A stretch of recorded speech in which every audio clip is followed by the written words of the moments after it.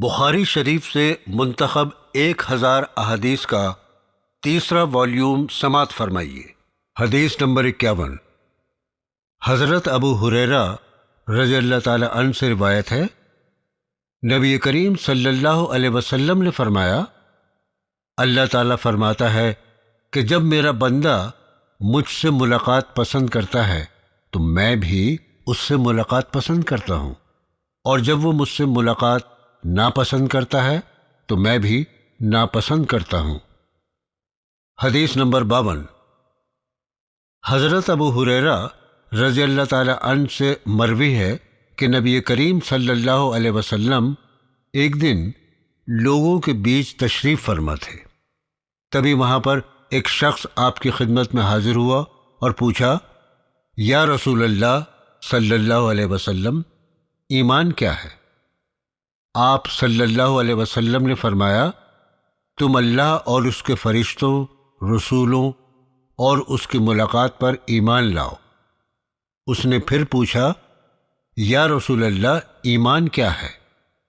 نبی کریم صلی اللہ علیہ وسلم نے فرمایا، تم صرف ایک اللہ کی عبادت کرو اور عبادت میں کسی اور کو شریک مت کرو، نماز قائم کرو اور فرض زکوٰۃ ادا کرو، رمضان کے روزے رکھو۔ پھر اس شخص نے پوچھا، یا رسول اللہ، احسان کیا ہے؟ آپ صلی اللہ علیہ وسلم نے فرمایا، تم اللہ کی عبادت اس طرح کرو گویا کہ تم اسے دیکھ رہے ہو، اور اگر یہ نہ ہو سکے تو یہ سمجھو کہ اللہ تمہیں دیکھ رہا ہے۔ حدیث نمبر 53۔ حضرت ابو ہریرہ رضی اللہ تعالی عنہ سے روایت ہے کہ نبی کریم صلی اللہ علیہ وسلم نے فرمایا، جب تم لوگ جنازہ دیکھو تو کھڑے ہو جاؤ، اور جو شخص جنازے کے ساتھ چل رہا ہو وہ اس وقت تک نہ بیٹھے جب تک جنازہ رکھ نہ دیا جائے۔ ایک بار ہمارے سامنے سے ایک جنازہ گزرا تو نبی کریم صلی اللہ علیہ وسلم کھڑے ہو گئے اور ہم بھی کھڑے ہو گئے۔ پھر ہم نے کہا، یا رسول اللہ، یہ جنازہ تو یہودی کا ہے۔ آپ صلی اللہ علیہ وسلم نے فرمایا، جب تم لوگ جنازہ دیکھو تو کھڑے ہو جایا کرو۔ حدیث نمبر 54۔ حضرت عبداللہ بن مسعود رضی اللہ تعالی عنہ سے روایت ہے کہ نبی کریم صلی اللہ علیہ وسلم نماز پڑھ رہے تھے کہ آپ صلی اللہ علیہ وسلم نے مسجد میں قبلے کی جانب منہ کا تھوک دیکھا جو کسی شخص نے وہاں پر تھوکا تھا۔ پھر آپ نے تھوک کو اپنے ہاتھ سے صاف کیا اور غصہ ہوئے۔ پھر فرمایا، جب تم میں سے کوئی شخص نماز میں ہوتا ہے اللہ تعالیٰ اس کے سامنے ہوتا ہے، اس لیے کوئی شخص نماز میں اپنے سامنے نہ تھوکے۔ حدیث نمبر 55۔ حضرت ابو ہریرہ رضی اللہ تعالی عنہ سے روایت ہے کہ ایک شخص نے نبی کریم صلی اللہ علیہ وسلم سے عرض کیا، آپ مجھے کوئی نصیحت فرما دیجئے۔ نبی کریم صلی اللہ علیہ وسلم نے فرمایا، غصہ نہ ہوا کر۔ اس شخص نے کئی مرتبہ یہی سوال کیا اور نبی کریم صلی اللہ علیہ وسلم نے یہی فرمایا کہ غصہ نہ ہوا کر۔ حدیث نمبر 56۔ حضرت انس بن مالک رضی اللہ تعالی عنہ سے روایت ہے کہ نبی کریم صلی اللہ علیہ وسلم نے فرمایا، آسانی پیدا کرو، تنگی نہ پیدا کرو، لوگوں کو تسلی دو، نفرت نہ دلاؤ۔ حدیث نمبر 57۔ حضرت ابو ہریرہ رضی اللہ تعالی عنہ سے مروی ہے کہ نبی کریم صلی اللہ علیہ وسلم نے فرمایا، جو شخص اللہ اور آخرت کے دن پر ایمان رکھتا ہو اس پر لازم ہے کہ اپنے پڑوسی کو تکلیف نہ دے۔ جو شخص اللہ اور آخرت کے دن پر ایمان رکھتا ہو اس پر لازم ہے اپنے مہمان کی عزت کرے، اور جو شخص اللہ اور آخرت کے دن پر ایمان رکھتا ہو اس پر لازم ہے کہ اچھی بات کہے ورنہ چپ رہے۔ حدیث نمبر 58۔ حضرت عمر رضی اللہ تعالی عنہ سے مروی ہے کہ رسول اللہ صلی اللہ علیہ وسلم نے فرمایا، کسی مسلمان کے لیے جس کے پاس وصیت کے قابل کوئی بھی مال ہو، درست نہیں ہے کہ 2 رات بھی وصیت کو لکھ کر اپنے پاس محفوظ رکھے بغیر گزارے۔ حدیث نمبر 59۔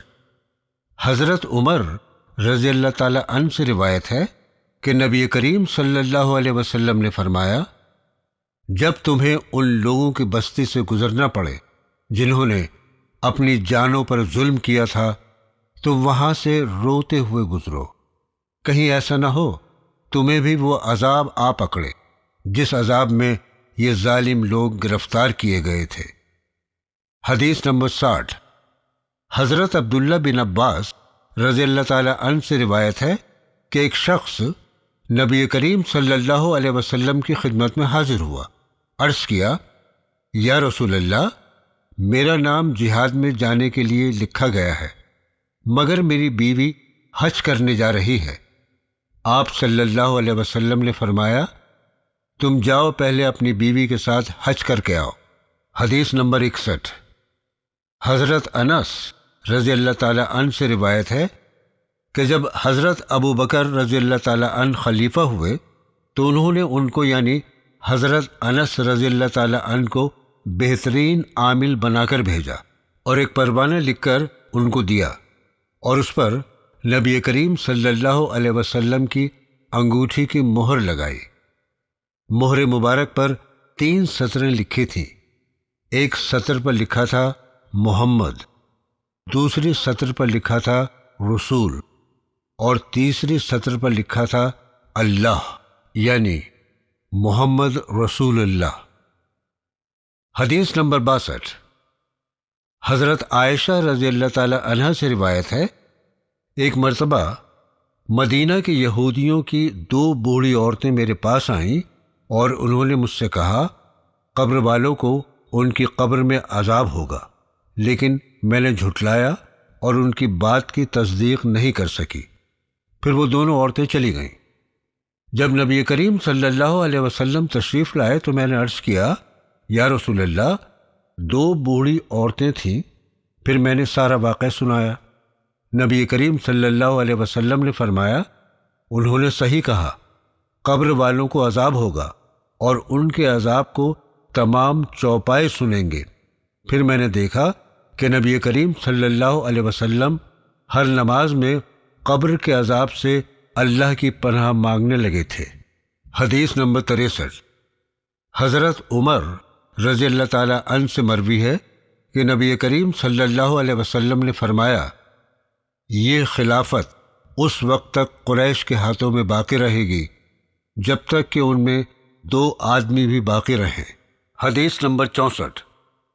حضرت معاذہ رضی اللہ تعالی عنہ سے روایت ہے کہ ایک عورت نے حضرت عائشہ رضی اللہ تعالی عنہ سے سوال کیا کہ ہم میں سے کوئی عورت جب حیض سے پاک ہو جائے تو کیا قضا نماز پڑھے؟ حضرت عائشہ رضی اللہ تعالی عنہ نے فرمایا، کیا تم حروریہ یعنی خارجی ہو؟ ہمیں نبی کریم صلی اللہ علیہ وسلم کے زمانے میں حیض آتا، پھر آپ ہمیں نماز کی قضا پڑھنے کا حکم نہیں دیتے تھے۔ حدیث نمبر 65۔ حضرت عائشہ رضی اللہ تعالی عنہ نے کہا کہ نبی کریم صلی اللہ علیہ وسلم نے فرمایا، جب حیض کا وقت آئے تو نماز چھوڑ دو، اور جب یہ وقت گزر جائے تو خون کو دھو ڈالو اور غسل کرو، پھر نماز پڑھو۔ حدیث نمبر 66۔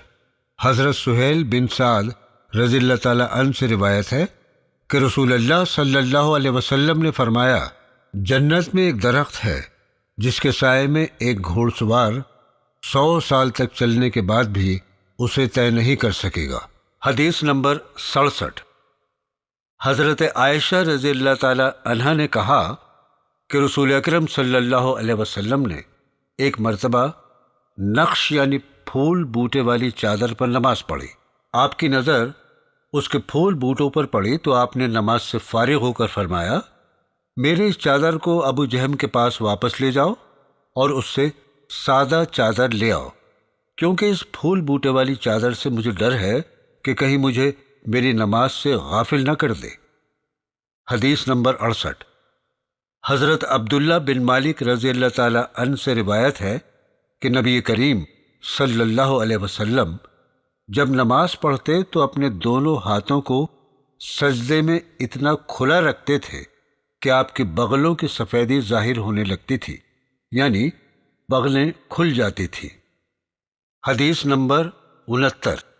حضرت انس بن مالک رضی اللہ تعالی عنہ سے روایت ہے کہ رسول اکرم صلی اللہ علیہ وسلم نے فرمایا، جس نے ہماری طرح نماز پڑھی، نماز میں قبلے کی طرف رخ کیا اور ذبح کیا ہوا جانور کھایا تو وہ مسلمان ہے، وہ اللہ تعالیٰ اور اس کے رسول کی پناہ میں ہے۔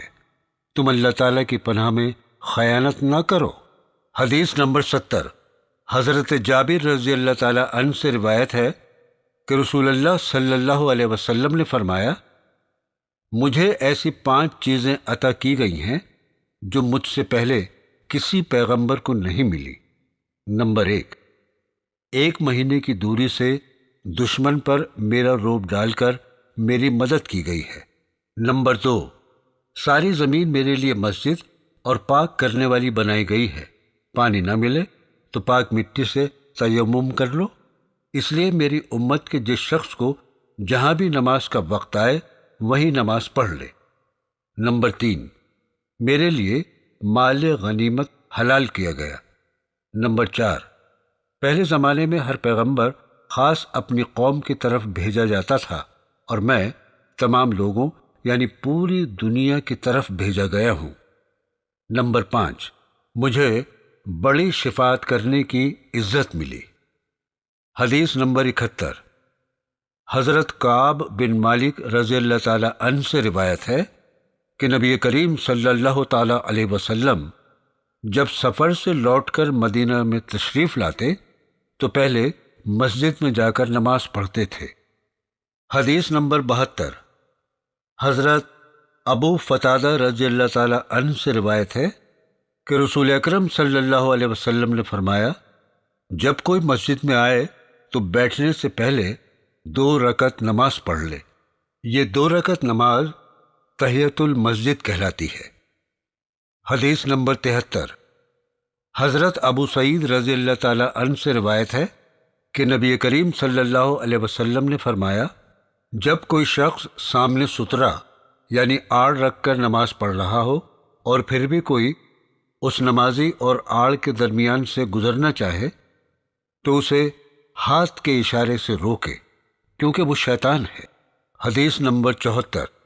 حضرت ابو جہیم رضی اللہ تعالی عنہ سے روایت ہے کہ رسول اکرم صلی اللہ علیہ وسلم نے فرمایا، اگر نمازی کے سامنے سے گزرنے والا یہ جان لے کہ اس کا کتنا بڑا گناہ ہے تو 40 سال تک اس کو وہیں کھڑا رہنا اس کے سامنے سے نکل جانے سے بہتر معلوم ہو۔ حدیث نمبر 75۔ حضرت انس رضی اللہ تعالی عنہ نے کہا کہ رسول اکرم صلی اللہ علیہ وسلم نے فرمایا، مسجد میں تھوکنا گناہ ہے اور اس کا کفارہ اسے دفن کر دینا ہے۔